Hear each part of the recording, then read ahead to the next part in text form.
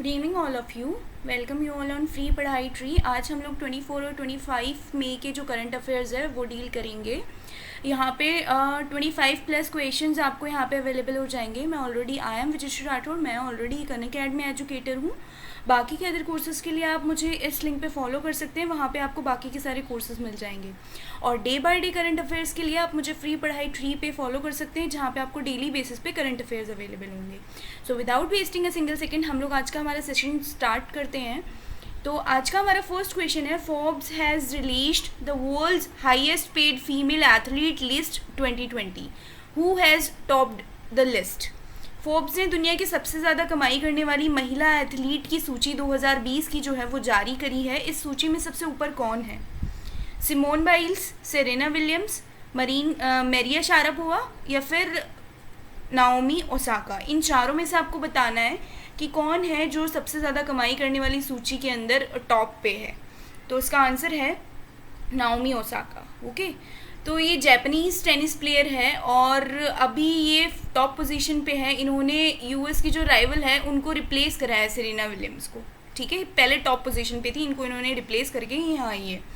Next question है, when is Commonwealth day celebrated? राष्ट्रमंडल दिवस जो है वो कब मनाया जाता है? 23 मई, 22 मई, 24 मई या फिर इनमें से कोई नहीं? तो आप ध्यान रखिएगा, जो राष्ट्रमंडल दिवस है वो 24 मई को मनाया जाता है यहाँ पे। ओके, नेक्स्ट क्वेश्चन हम लोग देखते हैं, question number 3। Recently how many ports of call have been added between India and Bangladesh? हाल ही में भारत और बांग्लादेश के बीच में कितने पोर्ट्स को जोड़ा गया है? थोड़ी सी यहाँ पे टाइपिंग मिस्टेक हो गई है, ध्यान रखिएगा। भारत और बांग्लादेश के अंदर कितने जो टोटल पोर्ट्स हैं उनको आपस में कनेक्ट करा गया है? 7, 11, 5 या फिर इनमें से कोई नहीं? तो टोटल 5 पोर्ट्स हैं इंडिया और बांग्लादेश के बीच में जिनको आपस में कनेक्ट करा गया है। Next question is, recently passed away Mohit Baghel was a famous. जो अभी रिसेंटली मोहित बघेल की डेथ हुई है वो किस प्रोफेशन से यहाँ पे इनका रिलेशन है, ये बताना है। काफ़ी बार क्वेश्चन आ जाता है, एक कैंडिडेट का नाम दे देते हैं और पूछ लिया जाता है कि ये किस चीज़ से रिलेटेड है। ऑथर हैं, एक्टर हैं, जर्नलिस्ट हैं या फिर इनमें से कोई नहीं? तो ये एक एक्टर हैं, ध्यान रखिए, और बेसिकली मथुरा से बिलोंग करते हैं। Next question is, which company has recently tied up with the Facebook to connect its offline retailers to the online platform?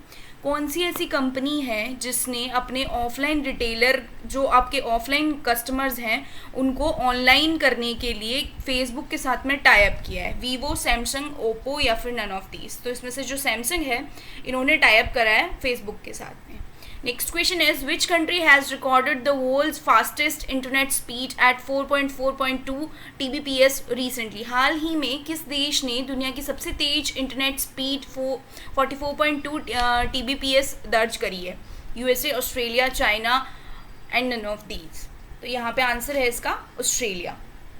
Next question is, which nation has announced its intention of withdrawing itself from the Open Skies Treaty? किस देश ने open Skies treaty से खुद को वापस लेने की घोषणा करी है? UK, Russia, Japan and US? तो ये जो कंट्री है वो यूएस है। इन्होंने अपने आप को ओपन स्काइज ट्रीटी से वापस लेने की घोषणा करी है। प्रेसिडेंट डोनाल्ड ट्रंप हैं वहाँ के, इन्होंने 21 मई 2020 को ये अनाउंस किया था that he plans to withdraw the United Nation States from Open Skies Treaty with Russia के साथ होती है जो 18 years old treaty was signed to improve military transparency। ये जो 18 साल पुरानी ट्रीटी थी, ये मिलिट्री ट्रांसपेरेंसी एंड कॉन्फिडेंस था दो सुपर पावर्स के बीच में। तो इन्होंने अपने आप को यहाँ से बाहर कर लिया है। नेक्स्ट क्वेश्चन है, ताइवान की जो राष्ट्रपति के तौर पर दूसरी बार किसने शपथ ली है? तो यहाँ पे ऑप्शंस हैं आपके पास में, वांग शू हैंग, साई इंग वेन, इले वेंग इन या फिर इनमें से कोई नहीं? तो जो ताइवान के अभी राष्ट्रपति के रूप में दोबारा शपथ ली है इन्होंने, ये जो साई इंग वेन है इन्होंने, ठीक है। और ताइवान का जो आधिकारिक नाम है अभी रिपब्लिक ऑफ चाइना है, ROC, ठीक है। नेक्स्ट क्वेश्चन है, ताइवान की प्रेसिडेंट साई इंग वेन के शपथ ग्रहण में भारत की ओर से किन 2 सांसदों ने वर्चुअली हिस्सा लिया था? मीनाक्षी लेखी और राहुल कस्वान, मीनाक्षी लेखी और रामचंद्र कठेरिया, SP सिंह बघेल और राहुल कस्वान या फिर मीनाक्षी लेखी और रंजन गोगोई? इन 2 बताने हैं आपको जिन्होंने सांसद हैं यहाँ पे, जिन्होंने वर्चुअली हिस्सा लिया था प्रेसिडेंट की शपथ के दौरान। तो ये इसका जो आंसर है वो ए है, मीनाक्षी लेखी और राहुल कस्वान ने लिया था। ये इम्पॉर्टेंट है। इसके साथ ही दोनों ने जो ताइवान की तारीफ करते हुए ट्विटर मैसेज भी किया है, और सांसदों की वर्चुअली मौजूदगी से यह सवाल उठ रहा है कि क्या मोदी सरकार ने ताइवान के प्रति नीति बदल दी है, क्योंकि इससे पहले 2016 के शपथ ग्रहण समारोह में चीनी दबाव में भारत ने कोई भी आधिकारिक प्रतिनिधि नहीं भेजा था इससे पहले।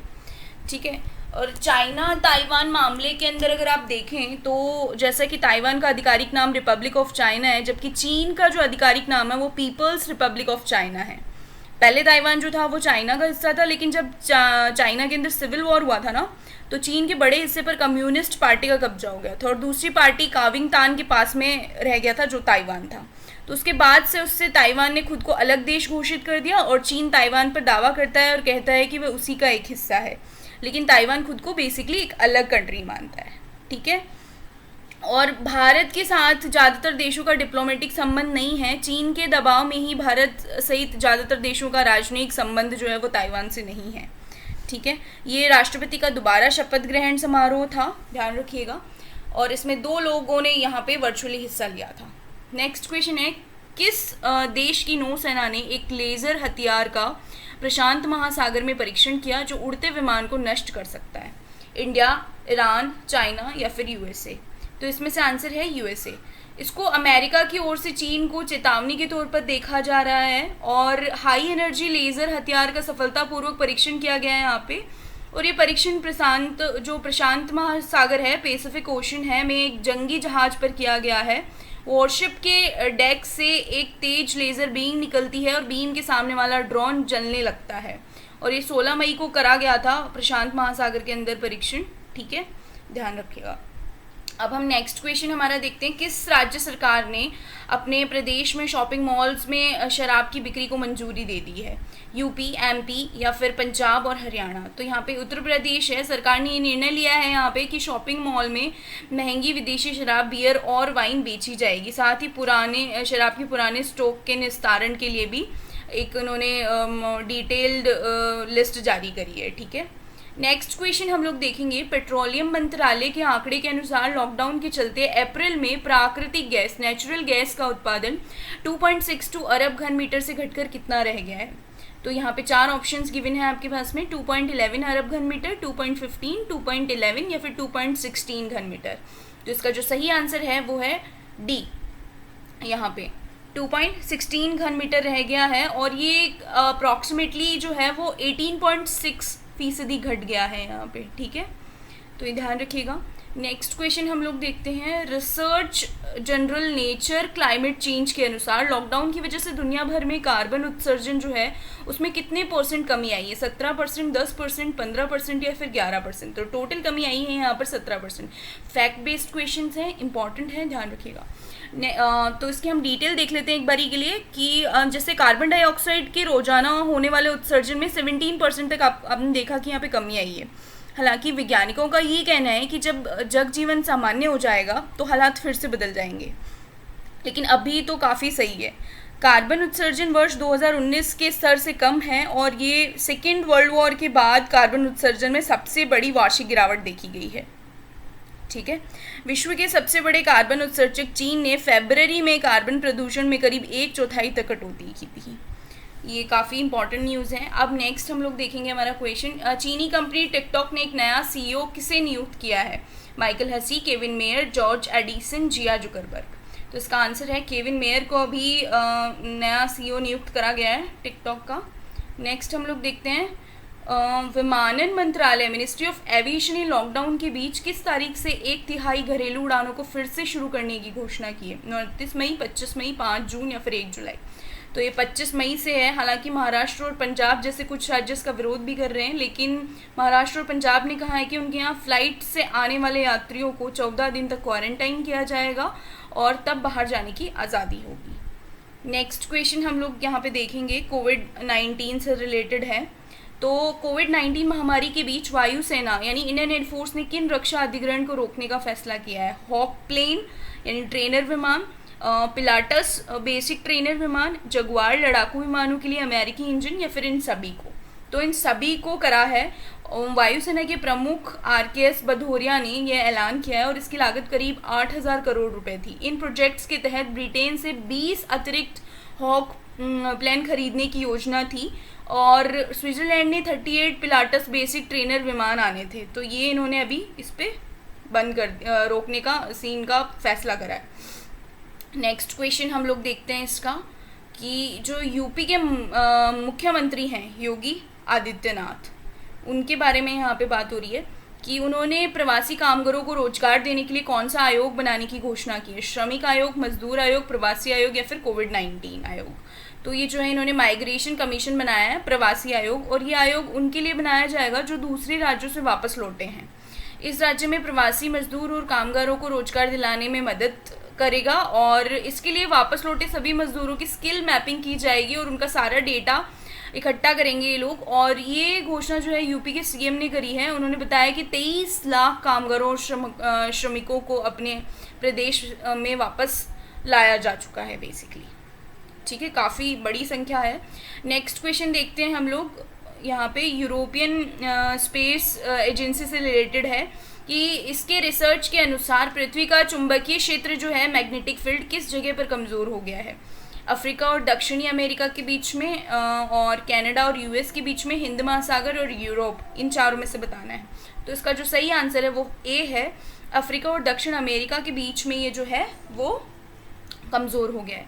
कुछ साल पहले वैज्ञानिकों ने कहा था कि मैग्नेटिक साउथ पोल और नॉर्थ पोल खिसक रहे हैं।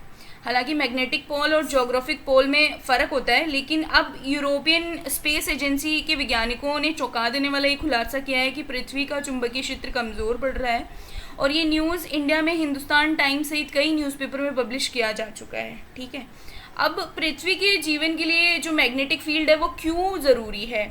तो ये मैग्नेटिक फील्ड की वजह से जो होता है वो पृथ्वी अंतरिक्ष से होने वाली रेडिएशन और सूर्य से निकलने वाली आवेशित कणों यानी कि चार्ज पार्टिकल से बच पाती है और इससे उपग्रहों और अंतरिक्ष यानों को खतरा हो गया है। वैज्ञानिकों का अनुमान है कि पृथ्वी ध्रुवों में बदलाव के दौर से गुजर रही है और वैज्ञानिकों ने कहा है कि ध्रुवों में बदलाव अचानक से नहीं हो जाता और ये धीरे धीरे होता है। ठीक है, तो यूरोपियन एजेंसी ने 2013 से जो है वो अर्थ के मैग्नेटिक फील्ड का जो रिसर्च कर रही है इस पर, और इनके 3 सैटेलाइट्स बेसिकली लगे हुए हैं।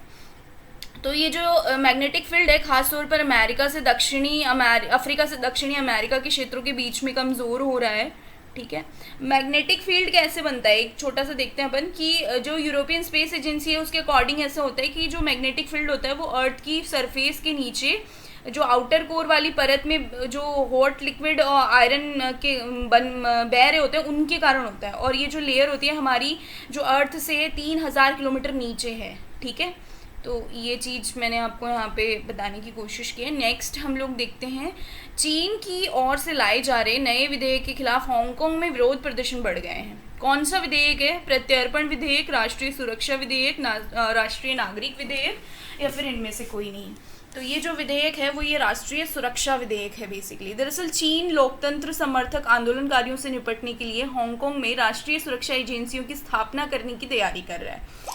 इसके लिए चीन ने हांगकांग में राष्ट्रीय सुरक्षा से जुड़े विवादित विधेयक का मसौदा संसद को पेश किया था और इसका उद्देश्य हांगकांग पर नियंत्रण को और मजबूत करना है। ठीक है, और ये चीज़ें हैं यहाँ पे इसके बारे में। नेक्स्ट क्वेश्चन है, कोणार्क शहर और कोणार्क सूर्य मंदिर को पूरी तरह से सोलराइज करने का काम किस मिनिस्ट्री को दिया गया है? ऊर्जा मंत्रालय, नवीन और नवीकरणीय ऊर्जा मंत्रालय, गृह मंत्रालय, शहरी विकास मंत्रालय। तो ये दिया गया है नवीन और नवीकरणीय ऊर्जा मंत्रालय को। इस योजना में 10 मेगावाट ग्रिड कनेक्टेड सौर परियोजना स्थापित की जाएगी। और कोणार्क सूर्य मंदिर आपको पता ही है कि ये वर्ल्ड हेरिटेज साइट है।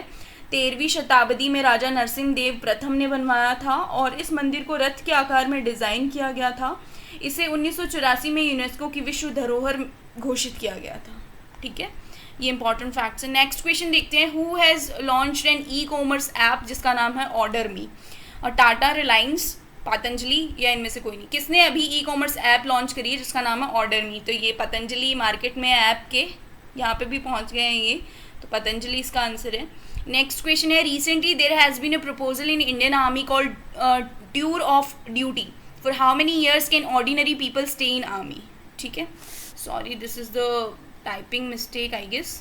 ठीक है, हाल ही में भारतीय सेना में टूर ऑफ ड्यूटी नामक एक प्रस्ताव आया है जिसके अनुसार आम लोगों को कितने वर्षों तक सेना में रह सकते हैं, 5 साल, 3 साल, 4 साल या फिर इनमें से कोई नहीं। तो 3 साल के लिए रह सकते हैं। बेसिकली पहले क्या होता था कि भाई आपको पहले एग्ज़ाम देना होता था, देन आप सेलेक्ट होते थे, फिर आपको 60 ईयर्स तक जॉब करने, मतलब जब तक आप 60 ईयर्स के नहीं हो जाते तब तक आपको जॉब करने का मौका मिलता था। अभी ऐसा है कि नॉर्मल लोग जो है वो 3 साल के लिए आर्मी में सर्व कर सकते हैं। ठीक है, और ये 3 साल का प्रोसीजर है। यहाँ पे भी आपका एग्ज़ाम होगा, फिर आपको सेलेक्ट करा जाएगा और आप 3 साल के लिए आर्मी ज्वाइन कर सकते हैं। नेक्स्ट क्वेश्चन है, which railway zone has developed a robotic device called R bot sorry. South coast railway, south central railway, western railway या फिर इनमें से कोई नहीं। तो ये डेवलप करा है आर-बॉट यहाँ पे साउथ सेंट्रल रेलवे ने। ठीक है, अभी नेक्स्ट क्वेश्चन है, which state government has given permission to open all sports complexes and stadium recently. हाल ही में किस राज्य सरकार ने सभी स्पोर्ट्स कॉम्प्लेक्स और स्टेडियम खोलने की अनुमति दी है? दिल्ली, हरियाणा, महाराष्ट्र या फिर इनमें से कोई नहीं। तो हरियाणा जो है वो एक ऐसा स्टेट है जिसने अभी रिसेंटली स्पोर्ट्स कॉम्प्लेक्स और स्टेडियम खोले हैं। ठीक है, so that's all for the today's quiz. आप आगे के डेली बेसिस क्विज देखने के लिए मुझे फ्री पढ़ाई ट्री पे फॉलो करिए, और अगर आपको वीडियोस अच्छे लग रहे हैं तो प्लीज़ उनको लाइक करिए और शेयर करिए। Thank you for watching, have a good day.